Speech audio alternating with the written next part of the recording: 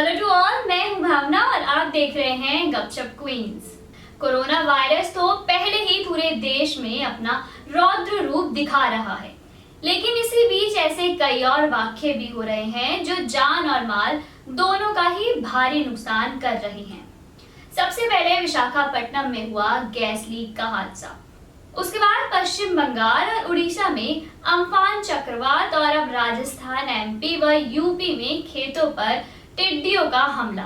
मई की शुरुआत में आंध्र प्रदेश के विशाखापट्टनम के वेंकटपुरा गांव में केमिकल फैक्ट्री से स्टायरीन गैस लीक हो गई, जिसकी वजह से 11 लोगों की मौत हो गई थी।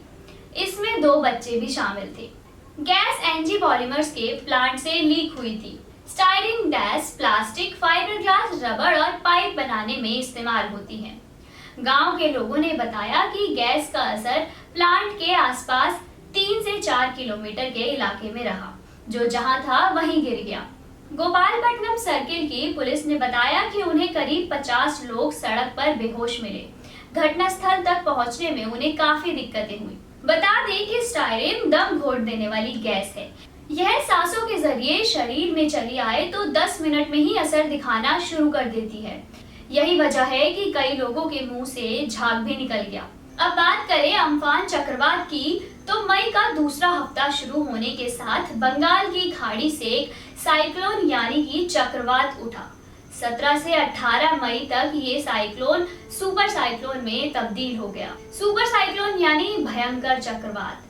साइक्लोन की हवाओं की रफ्तार करीब 119 किलोमीटर प्रति घंटा की रही और सुपर साइक्लोन की हवाओं की रफ्तार 220 किलोमीटर प्रति घंटा रही। मौसम विभाग ने पहले ही आगाह किया था कि अम्फान चक्रवात उड़ीसा और पश्चिम बंगाल दोनों राज्यों की तरफ बड़ी तेजी से बढ़ेगा।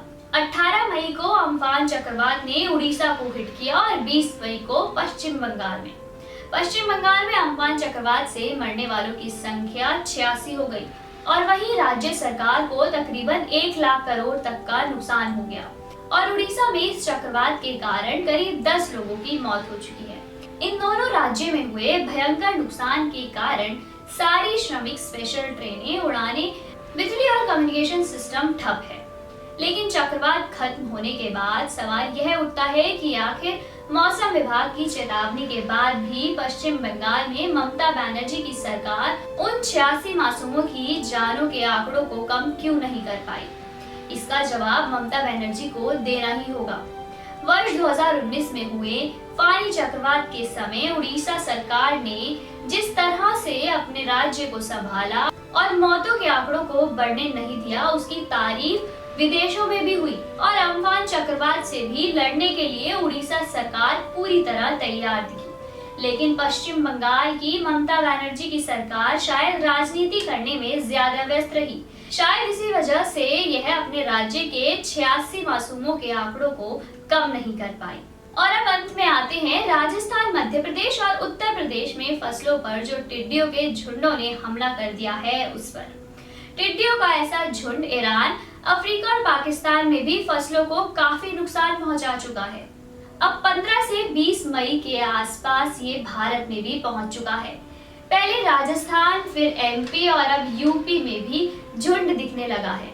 इस झुंड ने मूंग, कपास और मिर्ची की फसल को सबसे ज्यादा नुकसान पहुंचाया है। ये झुंड इसलिए भी ज्यादा चिंता बढ़ा रहा है क्योंकि यह अपने वजन से ज्यादा खाती है और खाती भी क्या है, हरी पत्तियां, उस पर लगे फूल, फसल के बीज वगैरह। ये टिड्डियां जिस पौधे पर बैठ जाएं उसे साफ कर देती हैं और उड़ने की अच्छी खासी रफ्तार के चलते ये टिड्डियां एक दिन में 100 से 200 किलोमीटर तक का सफर तय कर सकती हैं और हजारों के झुंड में आगे बढ़ती हैं। मई में टिड्डियों का ब्रीडिंग पीरियड भी शुरू हो जाता है और ये एक बार में 20 से 200 अंडे तक दे सकती हैं। फिलहाल इन टिड्डियों पर कीटनाशक का तो कोई असर होता दिखाई नहीं दे रहा है।